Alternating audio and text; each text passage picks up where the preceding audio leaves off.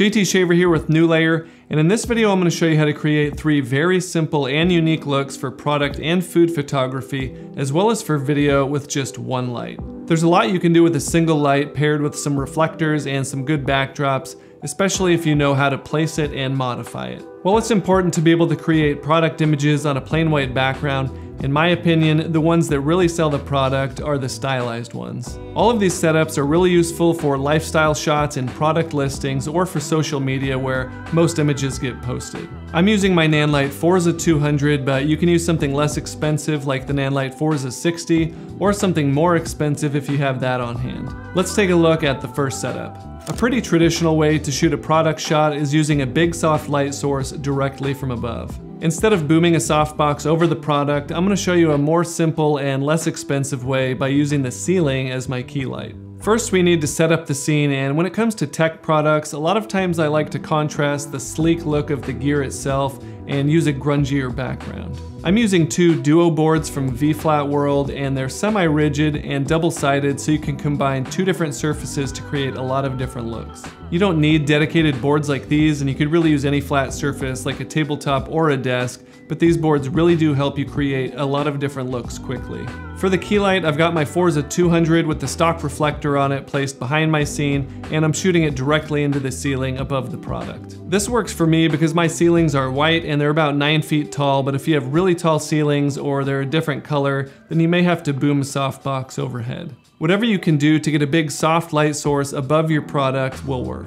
For photos, I'll set the brightness to 100%, that way I can have the lowest ISO and the widest aperture possible, and for video, I'll set the camera settings that I need and adjust the light to get proper exposure. So that looks pretty good, but the real magic comes when you start adding reflectors to this setup. I've got some mini tabletop reflectors, again from V-Flat World, and they're basically just foam boards with a slit cut in them, making it easier to fold them in half and set them on a flat surface. None of these setups require the exact tools that I'm using, and you can use a 5-in-1 pop-up reflector, or your own foam board, or even some cardboard with paper taped to it. I placed 1 reflector on each side of the product right in front and spread them apart wide enough that they wouldn't be in my frame while I shoot through them.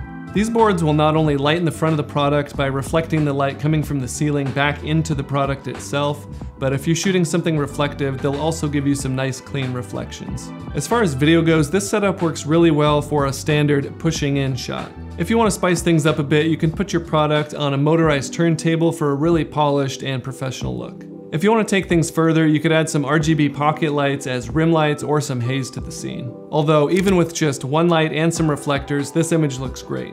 For setup number 2, I'm going to show you how to simulate light coming in through a window, which works for any product on any backdrop really well for a flat lay. Flat lays are extremely popular because they're really versatile and, simply put, look really good most of the time. For this one, I've removed the vertical duo board and swapped out the bottom one for a marble looking one. The beauty of this setup is that you can use something like a kitchen island or a table, or even do this on the floor. The bigger the light source, the better, so I'm using a 48-inch softbox, and you could probably get away with a 36-inch. If you don't have a giant softbox, you can easily just hang a white sheet and shoot your light directly through that. So when I say that these setups are all 1 light setups, I really mean it, because you can get away with using nothing but what comes with the light and some stuff that's laying around the house. To simulate realistic window light, I'll have my softbox vertically and bring it down to the level of my surface. This type of lighting looks most natural when it's coming from the top left or top right of the frame, just because that's how we usually see window light in real life. You can see that this light setup adds some long shadows to the scene, which adds some depth and interest. In a real world scenario, the light coming in through the window will bounce around the room and fill in some of the shadows,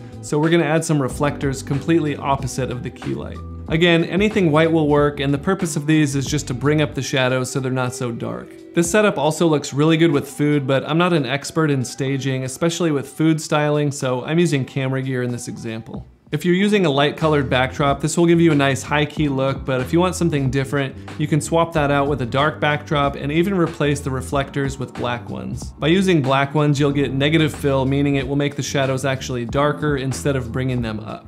With this setup, my favorite video shot is a simple orbiting shot from above, which I use in almost every single video that I create. Overall, it's a really versatile setup that works for any type of product with any type of background with just a few tweaks. The third and final setup is probably probably the most dynamic because we're not only backlighting the subject, but using our key light to reflect off of the surface that it's on to give more interest and contrast.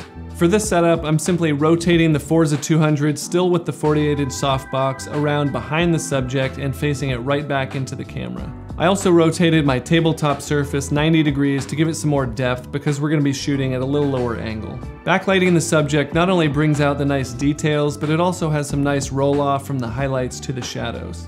What you'll notice is because the light and the camera are completely opposite of each other, is that the key light casts a really strong reflection off of the surface. This isn't necessarily bad, and it might be the look that you're after, but there is one trick that I want to show you to give you more control over those reflections. If you're not familiar with circular polarizers, what they allow you to do is drastically reduce reflections like this. So imagine the reflections are kind of a white sheet covering everything in your image, and a polarizer is kind of like X-ray vision, letting you see through that to what's underneath.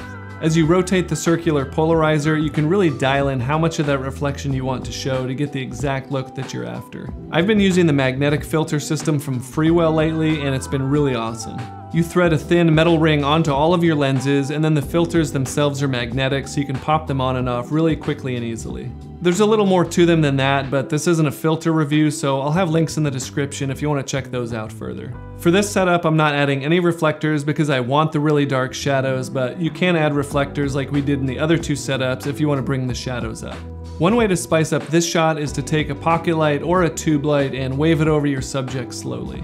This works especially well on close-ups when you really want to show off the details. So that's all three setups, and I hope this video shows that you don't need a million lights to get good-looking product shots. The brighter the lights, the better, because it will give you more control over things like the ISO and the aperture of your camera, but all of these setups can be done with 60-watt budget lights if that's all you have.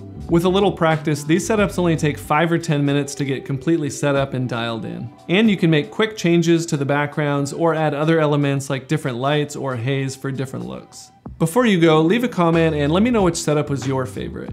I'll have links in the description to everything in this video, and they are affiliate links, but it doesn't cost you anything extra, and it really helps me create more videos like this. That's it for now. Thanks for watching, and I'll see you next time.